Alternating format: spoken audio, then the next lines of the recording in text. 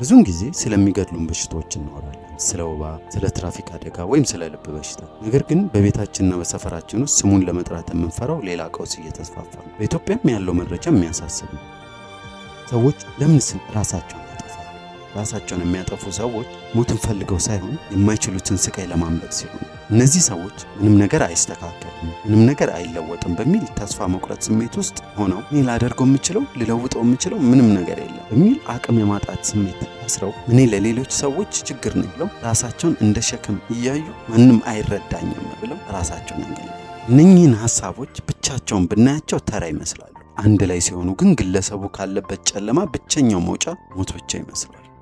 በዙሪያቸው ያሉ ሰዎች እንዲህ ይላል፣ ጠንክር እንጂ ጸልይ፣ ወይም ካንተም የባሰባቸው አሉ፣ አታማሩ። ይህ ሐሳብ ይህ ምክር መልካም ቢሆንም ቦታውና ጊዜው ግን የተሳሳተ ነው። እምነትና ጥንካሬ ጠቃሚ ቢሆንም ሳይንሱ ግን ግልጽ ነው። የራስን ሕይወት የማጥፋት ሐሳብ በፈቃደኝነት ወይም በጽናት ብቻ የሚጠፋ አይደለም። መረዳትን፣ ድጋፍን እንዲሁም የጤና ባለሙያ ሕክምናን ይፈልጋል። ዝምታና ማግለል መገሰጽ ትግሉን የበለጠ ያከብደዋል። እኛ መፍትሄ ካልሆንናቸው ራሳቸው መፍትሄ ወደ ማግኘት ይገባል።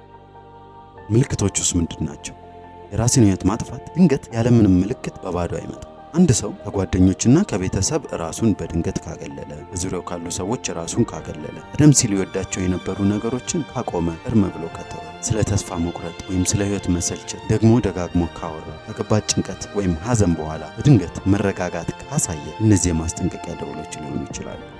ታዲያ ምን ብናደርግ ይረዳል? አንድ ደጋፊ የሆነ ጭውውት እንኳን ሐሳብ ሊያስቀይር እንደሚችል መታወቅ አለበት። ግንኙነት ሕይወትን ያድናልና ያዋዩዋቸው፣ አዋሯቸው፣ አጫውቷቸው። ምን አወራለሁ ብሎ አያስቡ። ማዳመጥ ከመፍትሄ ይበልጣል። ቃላት አያስፈልጎትም። አብሮ መሆኖት ብቻ ይበቃል። የጤናን ባለሙያ እርዳታ ውጤታማ ለውጥ ያመጣልና የጤና ባለሙያ እንዲጎበኙ ይምከሯቸው። የምክር አገልግሎቶች፣ መድኃኒቶች፣ የባህሪ ሕክምናዎች ለውጥ ሊያመጡ ይችላሉ። እርዳታ በአቅራቢያ ያለው ወደ አማኑኤል ሆስፒታል ወይም አቅራቢያ ወዳለ የአእምሮ ሕክምና ክፍል ሂዱ።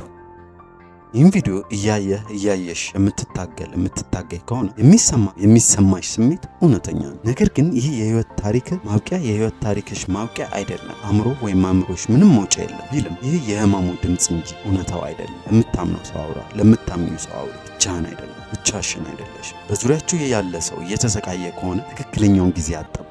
ቀርባቸው አነጋግሯቸው። ደህና ነህ እዚህ ያለው የሚሉ ቀላል ቃላት እንኳን ትልቅ ኃይል አላቸው። የራስን ህይወት ማጥፋት ስለ ሞት ብቻ አይደለም፣ ስለ ስቃይ፣ ስለ ዝምታ፣ ስላመለጡ የመረዳዳት እድሎች ጭምር ነው። ነገር ግን ህይወትን ማዳን ይቻላል። አንዳንድ ጊዜ ህይወትን ማዳን በአንድ ጭውውት ይጀምራል። ያዋራቸው፣ ያጫውቷቸው። ይህ መልክ ከደረሰው ለሌሎችም ያካፍ። ዛሬ ይህንን መስማት የሚያስፈልገው ማን እንደሆነ አያውቁም። ይህ መረጃ ተጠናቅሮ የቀረበለው በተግባር በጎ አድራጎት ድርጅት ነው። ይህን መረጃ ከወደዱት መልካም ነው ብለው ካሰቡ ላይክ፣ ሼር፣ ሰብስክራይብ ማድረግ እንዳይረሱ።